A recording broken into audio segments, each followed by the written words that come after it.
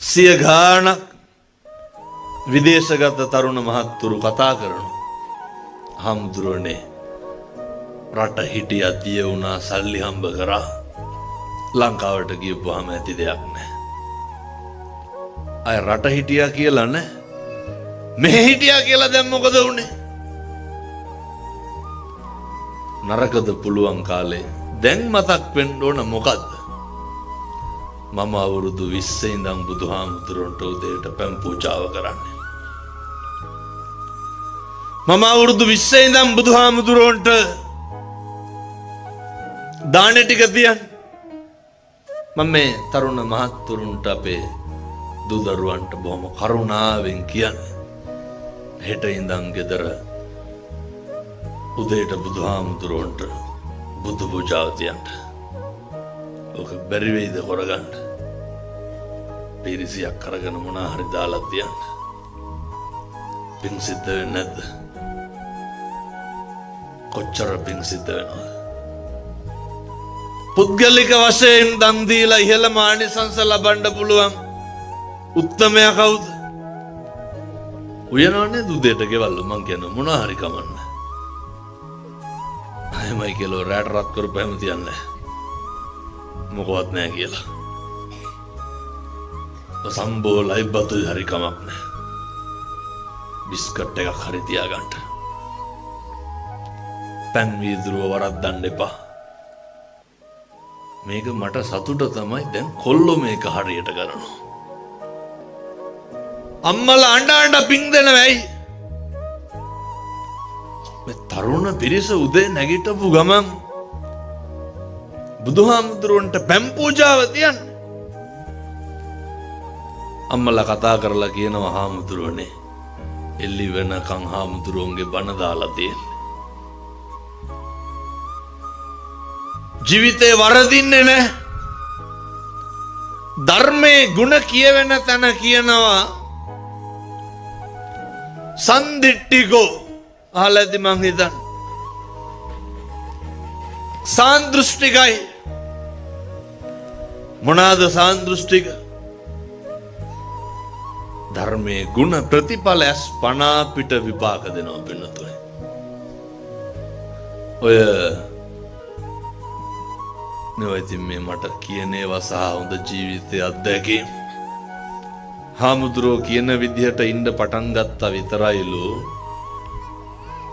යාළුවෝ ගොඩ දෙනෙක් නැති වුණා කිව්වා.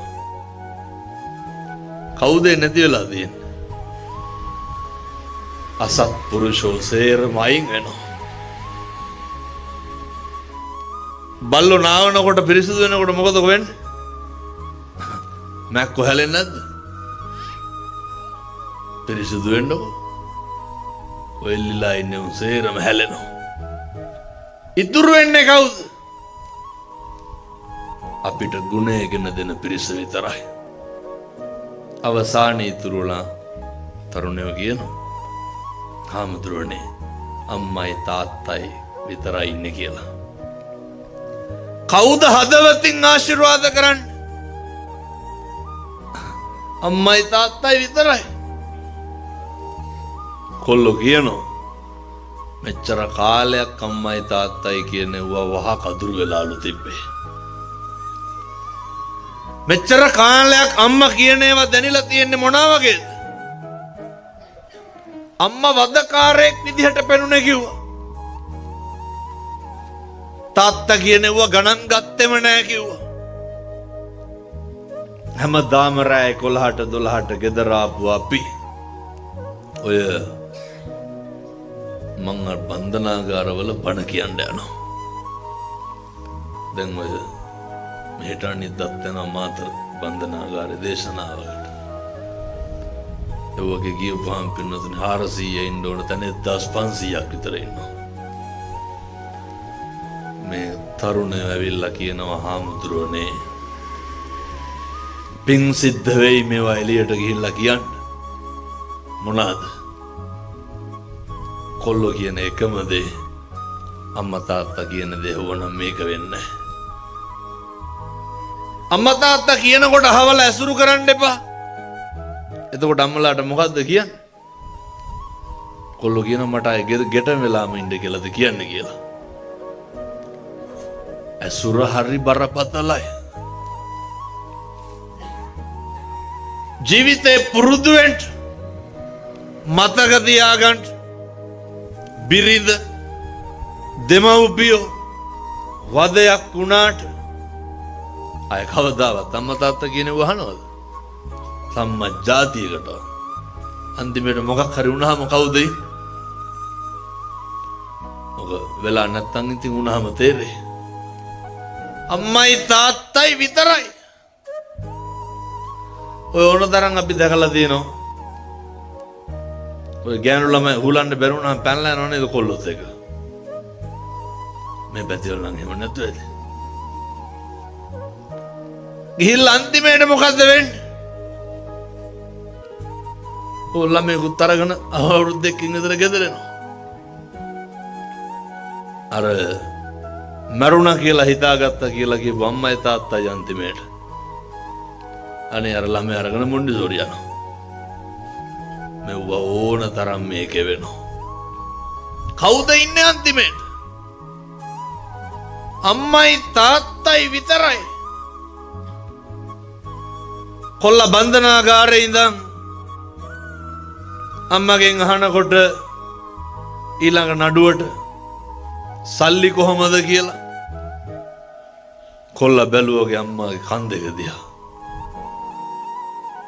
කරාමු දෙක විකුණලා. ඇයි විකුණලා තියෙන්නේ? අර උකස් කරලා ගන්න සල්ලි මදිලු. විකුණලාම දාලා. මේ පැතිවල කොල්ලෝ ගංජා ගහනවද නැතුව ඇති?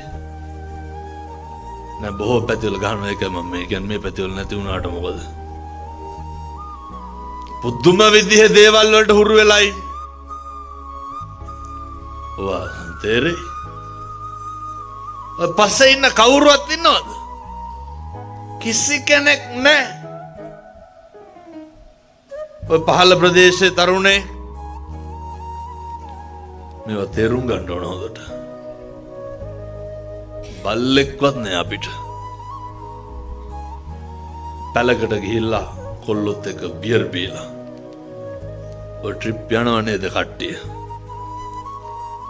ඔය අම්මලාගේ තාත්තලාගේ ඇඟවල් දෙරි ගහිලානේ තියෙන්නේ ගෙදර එනකම්. විදේශයේ හිටියත් එහෙමයි. ඒක හරි වදයක් විදිහට දරුවෝ දකින්නේ. කොල්ලා පැලෙන් වැටුණා. දැන් ඉනෙන් පහල පණ නැහැ. අනේ අර අම්මා තමයි අර මුත්‍රා පැකට් එක අදින්නේ.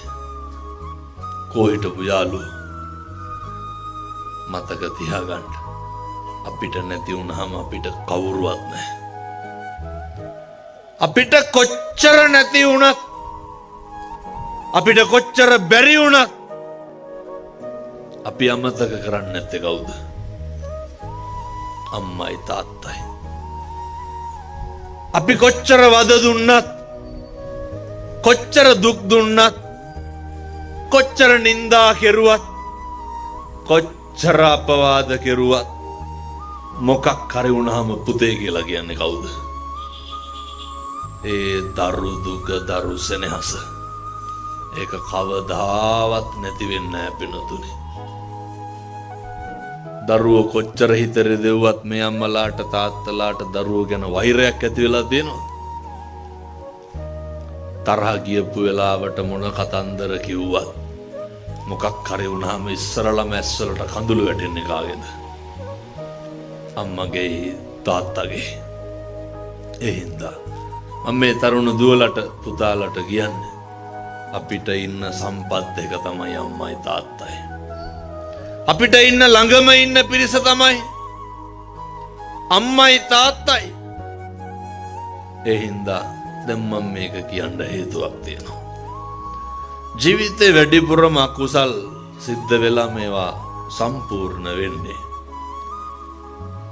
ඔය අනුන්ගේ තියෙන අඩුපාඩුකම් වලට අපි උත්තර බඳින්න ගිහිල්ලා. මොනවාද අනුන්ගේ තියෙන අඩුපාඩුකම්? දැන් අර මං කිව්වේ කාටවත් වෙන ටෙලිෆෝන් කෝල් එකකට කවුද කුලප්පු වෙන්නේ? අපි. ඒක අනුන්ගේ අඩුපාඩුකම. ජීවිතේ හැම වෙලේම සත්පුරුෂ ඇස්තුර විසරක් තියාගන්න. මංගල කරුණවල බුදුහාමුදුරුවෝ උගන්වනවා. මාතා පිතු පට්ඨානං පුත්තධාරස්ස සංඝෝ. හරි සරලයි අම්මට තාත්තට හොඳට සලකන්න.